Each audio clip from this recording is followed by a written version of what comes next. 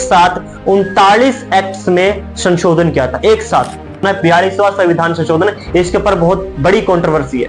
इसी को भारत का मिनी कॉन्स्टिट्यूशन बोलते हैं। वो आम व्यक्ति हो चाहे नेता हो, अगर वो देश के लिए खतरा बनता जा रहा है तो उसको गिरफ्तार कर लिया जाएगा बिना कोई केस दर्ज किए। पर ये सब कुछ अकेली इंदिरा ने नहीं किया। इस सबको करने में उनके बड़े अच्छे पुत्र का बड़ा हाथ रहा था, संजय गांधी का बड़ा हाथ रहा था। और ये जो मैं बात बता रहा हूं ना, इस आपातकाल के अंदर सारी प्रेस पर सेंसरशिप लगा दी। 3 दिन तक प्रेस की जो बिजली थी गुल रही पूरे भारत में कि भाइयों और बहनों, हमने आपातकाल की घोषणा कर दी है, यानी कि राष्ट्रपति ने आपातकाल की घोषणा कर दी है। इसमें आम लोगों को डरने की कोई जरूरत नहीं है, क्योंकि इससे आम लोगों को कोई भी नुकसान नहीं होने वाला। हमारे देश के इतिहास में कभी ऐसा नहीं हुआ था कि किसी प्रधानमंत्री ने हमारे देश में आपातकाल लगाया हो। हमारे देश में 352 आर्टिकल के तहत रात के 11:30 बजे क्या लगा दिया? आपातकाल लगा दिया। एक ऐसा टॉपिक जिसके बारे में बहुत सारी डिबेट है, विवाद है ना, जिसके बारे में बहुत सारी गलत धारणाएं भी बनाकर रखी हुई है, उस आपातकाल के बारे में। ठीक है, बहुत जरूरी है, पढ़ना हो जाता है, क्योंकि आज के दिन भी क्या है, 25 जून है और आपातकाल भी हमारा कब लगाया गया था? 25 जून को ही लगाया गया था। इसलिए आज के दिन को याद करना और उसके बारे में जानना और आज के दिन क्या हुआ था ये जानना बिल्कुल जरूरी हो जाता है हमारे लिए। आज 25 जून को क्या क्या हुआ था, आपातकाल में क्या क्या करा गया था इंदिरा जी के द्वारा। ठीक है, तो पहली बात तो जो कि आज का डेट है, सबसे महत्वपूर्ण काल है। ठीक है, आज की डेट है महत्वपूर्ण 25 जून, ठीक है, 1975। और आज की तारीख भी क्या, 25 जून। 75 नहीं, आज तो 2024 है। ठीक है, लेकिन 25 जून का दिन तो है। बहुत सारे जो हमारे बुद्धिजीवी लोग हैं वो इसको लोकतंत्र का काला दिन मानते हैं, काला दिन भी मानते हैं इसको कि काला दिन था, क्योंकि इस दिन क्या हुआ था, 25 जून को वो हुआ था जो इतिहास में कभी नहीं हुआ था। हमारे देश के इतिहास में कभी ऐसा नहीं हुआ था कि किसी प्रधानमंत्री ने हमारे देश में आपातकाल लगाया हो और तानाशाही की तरफ गया हो, ऐसा कुछ नहीं हुआ था। लेकिन इस दिन आकर हो गया था। 25 जून को ही हमारे इंदिरा जी के द्वारा रात के, है ना, रात के कुछ 11:30 के पर हमारे देश में आपातकाल लगाया गया था, आपातकाल की घोषणा करी गई थी। ठीक है, और जिनसे कहलवाकर इंदिरा जी ने आपातकाल लगवाया था उनका नाम था डॉक्टर फखरुद्दीन अली अहमद, जो कि उस समय के हमारे भारत के राष्ट्रपति थे। तुम्हें सबको पता इस बात का कि जब भी आपातकाल लगवाया जाता है, तो जब भी अगर प्रधानमंत्री चाहता है, वो आपातकाल लगाना चाहता है, तो उसको राष्ट्रपति को सलाह देनी पड़ेगी। राष्ट्रपति जब सोचेगा उसके बारे में, समझेगा कि हाँ भाई आपातकाल लगाने की स्थितियां हैं, तब जाके आपातकाल लगाया जाता है। ठीक है, तो इंदिरा जी के कहने के ऊपर डॉक्टर फखरुद्दीन अली अहमद, जो कि हमारे उस समय के राष्ट्रपति थे, उन्होंने हमारे देश में 352 आर्टिकल के तहत रात के 11:30 बजे क्या लगा दिया? आपातकाल लगा दिया। और रात के कुछ ही देर बाद इंदिरा जी आती हैं रेडियो पर और रेडियो स्टेशन पर आकर बोलती हैं कि भाइयों और बहनों, हमने आपातकाल की घोषणा कर दी है, यानी कि राष्ट्रपति ने आपातकाल की घोषणा कर दी है। इसमें आम लोगों को डरने की कोई जरूरत नहीं है, क्योंकि इससे आम लोगों को कोई भी नुकसान नहीं होने वाला। ये इंदिरा जी ने आकर घोषणा कर दी रेडियो पर आकर। अब जब आपातकाल की घोषणा हुई तो आपातकाल के अंतर्गत इंदिरा जी ने उन सब नेताओं को गिरफ्तार करवा लिया था जिन नेताओं ने इंदिरा की नाक में दम कर रखा था। यानी सबसे बड़े बड़े नेता कौन कौन? पहला मोरारजी भाई देसाई, ठीक है, मोरारजी देसाई। और इससे भी बड़ा लीडर जिसका नाम था जेपी, जयप्रकाश नारायण। उसके बाद लाल कृष्ण आडवाणी, अटल बिहारी वाजपेयी। ठीक है, और बड़े बड़े नेता इस समय गिरफ्तार हुए थे। आपके बिहार के लालू प्रसाद यादव इस समय गिरफ्तार हुए थे। उस समय वो छात्र संघ के नेता थे, छात्र थे, रहे थे कॉलेज में, उस समय वो भी गिरफ्तार हुए थे। तो बड़े बड़े हमारे देश के जो नेता थे वो इस समय जाके गिरफ्तार हुए थे। और रात को जब आपातकाल लगवाया गया था, उसी के तहत इंदिरा जी ने क्या कर दिया था, जितने भी नेता थे सबको गिरफ्तार करवा दिया था, सबको। मतलब कुल अगर हम कुल बात करी जाए तो कितने लोग गिरफ्तार करवा दिया था? कुल बात करी जाए तो कम से कम 20,000 से लोग गिरफ्तारियां हो गई थी पूरे देश के अंदर। 20,000 से ज्यादा लोग गिरफ्तारियां हो गई थी। बहुत बड़ा आंकड़ा है। और सबको जेलों में बंद कर दिया था और सबको 3rd डिग्री टॉर्चर दिया गया था। क्यों? क्योंकि उन्होंने कभी ना कभी इंदिरा जी के खिलाफ जाकर कोई ना कोई आंदोलन में भाग लिया था। इसी कारण सबको गिरफ्तार कर लिया था। और सबसे बड़े मेन लीडर जेपी और मोरारजी भाई देसाई, इनको गिरफ्तार करवाकर इंदिरा जी ने हरियाणा में उस समय बंसीलाल सीएम थे, उनकी कोठी में नजरबंद कर दिया था। उनकी कोठी में नजरबंद करके रखा था। 21 महीने आपातकाल चला था। तब तक ये दोनों कहां रहे थे? जेपी और मोरारजी भाई देसाई बंसीलाल की कोठी में कैद रहे थे 21 महीने तक। इस आपातकाल के अंदर सारी प्रेस पर सेंसरशिप लगा दी। 3 दिन तक प्रेस की जो बिजली थी गुल रही पूरे भारत में। और मैं तुम्हें एक बात और बता दूं, हमारे कुछ बुद्धिजीवी जो है ना, वो बेचारे ये कहते हैं सब कुछ इंदिरा जी ने किया है, पर ये सब कुछ अकेली इंदिरा ने नहीं किया। इस सबको करने में उनके बड़े अच्छे पुत्र का बड़ा हाथ रहा था, संजय गांधी का। संजय गांधी का बड़ा हाथ रहा था। और ये जो मैं तुम्हें बात बता रहा हूं ना, तो बोलते हैं प्रेस पर सेंसरशिप। प्रेस पर सेंसरशिप का मतलब है कि प्रेस अब जब भी कुछ छापेगी तो सरकार से बिना पूछे कुछ नहीं छापेगी, सरकार को पहले दिखाएगी, अगर सरकार को पसंद आया तभी छाप पाओगे आप। इसको बोलते हैं प्रेस की सेंसरशिप। इसको लगवाने वाला जो सबसे बड़ा मेन आदमी है उसका नाम था संजय गांधी। संजय गांधी अपनी मम्मी की शक्ति का प्रयोग कर रहा था। अब मम्मी की शक्ति का प्रयोग कर रहा है तो बेसिकली नाम किसका आएगा? मम्मी का ही आएगा। तो भाई प्रेस पर सेंसरशिप किसने लगवाई? संजय गांधी ने लगवाई, लेकिन नाम आता है इंदिरा जी का। और ये यार प्रेस पर सेंसरशिप लगाना कोई छोटी बात थोड़ी है। इंदिरा जी को कहीं ना कहीं तो मालूम रही होगी बात का भी, तो इसीलिए कहते हैं ये इंदिरा जी ने लगवाया था प्रेस पर सेंसरशिप। और रात के 12 बजे सारे के सारे जो प्रेस थी सबकी लाइट काट, और 3 दिन के लिए जब लाइटें काट दी गई तो उस 3 दिन के अंदर अंदर प्रेस पर सेंसरशिप लगा दिया गया। काम किया, पहला काम नेताओं को गिरफ्तार करना, दूसरा काम प्रेस पर सेंसरशिप लगाना, तीसरा काम अच्छा, जब इंदिरा जी ने राष्ट्रीय आपातकाल लगाया, इंदिरा जी ने अपने जो कैबिनेट के मंत्री थे उनको बताया ही नहीं कि मैंने आपातकाल लगा दिया। उनको सुबह 6 बजे उठकर पता लगता है, जब इंदिरा जी ने सुबह 6 बजे मीटिंग रख ली अपने घर के अंदर। उनका घर का एड्रेस था 1 सफदरगंज रोड, वहीं पर था। तो वहां पर मीटिंग रखी थी, अपने सारे कैबिनेट के मंत्री उन्होंने वहां पर बुलाए थे। तब जाके इंदिरा जी ने उनको बताया कि मैंने रात को आपातकाल लगा दिया था। उसे कैबिनेट के जो मंत्री थे वो एकदम शौक रह गए कि हमसे बिना पूछे रात को इन्होंने आपातकाल भी लगा दिया। और इंदिरा जी ने उनके सामने एक पेज रख दिया कि लो, उसमें लिखा हुआ था कि हमने इतने सारे नेताओं को गिरफ्तार कर लिया। उसमें लिखा हुआ था हमने मतलब 700 से 800 नेता रात रात को गिरफ्तार कर लिए। शौक रह गए थे हमारे जितने भी कैबिनेट के मंत्री थे। एकदम 6 बजे मीटिंग हो रही है तो उस मीटिंग में कोई कुछ नहीं बोल रहा। एक मंत्री ने थोड़ी हिम्मत करके पूछा कि मैडम आपने जो गिरफ्तारी करी है वो गिरफ्तारी आपने किस बिहाफ पर करी है, किस कारण से करी है, क्या धारा लगाई आपने? तो बताया गया इंदिरा के द्वारा कि मैंने गिरफ्तारी करवाई है मीसा एक्ट के तहत। मीसा एक्ट है। मीसा एक्ट क्या होता है? मीसा एक्ट वो एक्ट है जब जब सरकार को लगे कि कोई व्यक्ति, चाहे वो आम व्यक्ति हो चाहे नेता हो, अगर वो देश के लिए खतरा बनता जा रहा है तो उसको गिरफ्तार कर लिया जाएगा बिना कोई केस दर्ज किए, और जब तक सरकार चाहे उसको जेल में रखेगी। मीसा एक्ट ये होता है। तो इंदिरा ने अपने मंत्रियों को बोला कि मैंने मीसा एक्ट के तहत क्या करा? गिरफ्तार करवाया सब मंत्रियों को। तो किसी ने कुछ नहीं बोला, मीटिंग खत्म होगी और सब अपने अपने घर चले गए। इंदिरा ने 10 सूत्री कार्यक्रम अनाउंस किया था। कब किया था? 1966 के अंदर। जो 1966 के अंदर जब 10 सूत्री कार्यक्रम अनाउंस किया था, तो जब इंदिरा उसको लागू करने गई थी तो बार बार सुप्रीम कोर्ट बीच में आ रहा था। तो इंदिरा ने उस समय वो तो लागू नहीं कर पाई क्योंकि बार बार सुप्रीम कोर्ट बीच में रहा था। लेकिन जब आपातकाल आ गया, आपातकाल में क्या होता है, सारी की सारी शक्तियां एक आदमी के हाथ में आ जाती है, उसका नाम है प्रधानमंत्री।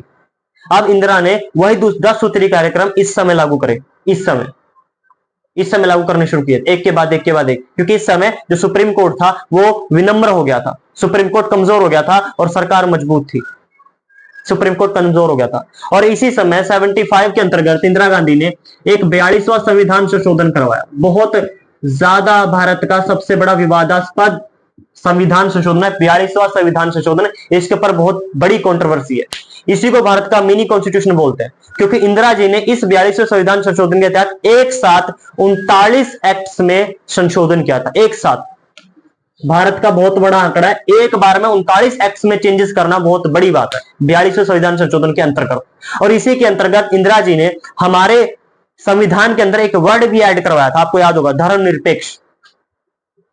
हमारा देश में उस समय धर्मनिरपेक्ष वर्ड नहीं था, लेकिन हमारी प्रस्तावना में, संविधान की प्रस्तावना में धर्मनिरपेक्ष एक वर्ड ऐड करवाया इंदिरा जी ने। ये दूसरा काम किया। तीसरा काम क्या किया? तीसरा काम यह हुआ कि इंदिरा जी ने जो उसका हाई कोर्ट का जो मामला आया था, हाई कोर्ट को याद है 12 जून को एक फैसला आया था। हाई कोर्ट में इंदिरा जी को 12 जून को एक फैसला दिया गया था इलाहाबाद हाई कोर्ट के द्वारा। उस इलाहाबाद हाई कोर्ट ने इंदिरा जी को यह बोल दिया था कि आपने जो 71 का इलेक्शन जीता है वो आपने गलत तरीके से जीता है, और इसीलिए आपकी जो 71 की सीट थी उससे रद्द किया जाता है, और अब आप 6 साल के लिए इलेक्शन भी लड़ सकते। ठीक है, ये बोला था हमारे उस समय के इलाहाबाद हाई कोर्ट ने। तो उस इलाहाबाद हाई कोर्ट का फैसला इंदिरा ने 42वें संविधान संशोधन के अंतर्गत पलटा दिया था। क्या लिख दिया इंदिरा ने संविधान के अंदर? अब से प्रधानमंत्री के चुनाव, राष्ट्रपति के चुनाव या उपराष्ट्रपति के चुनाव से संबंधित अगर कोई कार्रवाई करनी हुई तो वो सिर्फ भारत की संसद करेगी और कोई नहीं करेगा। अगर भारत की संसद अगर प्रधानमंत्री के चुनाव से संबंधित कोई कार्रवाई करेगी तो मतलब क्या लोकसभा करेगी? अब लोकसभा में किसके आदमी बैठे? इंदिरा के बैठे। ऑब्वियसली बात है, जो उस समय का प्रधानमंत्री होगा उसके सारे आदमी बैठे होंगे और उसी के आदमी उसके खिलाफ क्यों जाएंगे? नहीं जाएंगे, बिल्कुल भी नहीं जाएंगे। थी तो इंदिरा ने 75 में इस मामले को पलटा दिया और मजे की बात देखना, इस मामले को पलटाकर इंदिरा ने इसको बैकडेट से लागू करवा दिया। बैकडेट कब से? 1970 से लागू करवा दिया। और इलाहाबाद हाईकोर्ट ने फैसला कब दिया था? 71 में दिया था, 70 से लागू करवा दिया। इसका मतलब हाईकोर्ट का जो फैसला है तो निरस्त हो गया, खत्म हो गया, क्योंकि 70 से क्या लिख दिया कि चुनाव से संबंधित कोई भी कार्रवाई करनी प्रधानमंत्री की, राष्ट्रपति की, उपराष्ट्रपति की, तो कौन करेगी? संसद करेगी। इसका मतलब क्या हुआ? मामला पलट गया। ये करवाया, तीसरा काम ये करा। चौथा काम क्या करा? इंदिरा जी ने इस समय सबके सब जो मौलिक अधिकार थे सारे छीन लिए थे भारतीयों के। सिर्फ एक मौलिक अधिकार छोड़ा था, वो था आर्टिकल 21। या ये कौन सा आर्टिकल है? जीवन का अधिकार कहते हैं इसको। आर्टिकल 21 के तहत आपको सिर्फ जीवन का अधिकार दिया गया था, बाकी आपके मौलिक अधिकार जितने भी थे, स्वतंत्रता का अधिकार, अभिव्यक्ति का अधिकार, सरकार की आलोचना करने का अधिकार, हड़तालें करने का अधिकार, ठीक है, विरोध प्रदर्शन करने का अधिकार, है ना, और सुप्रीम कोर्ट जाने का अधिकार, सब कुछ छीन गया था। यहां तक कि सुप्रीम कोर्ट ने इस समय 75 के अंतर्गत इंदिरा जी का ही साथ दिया था।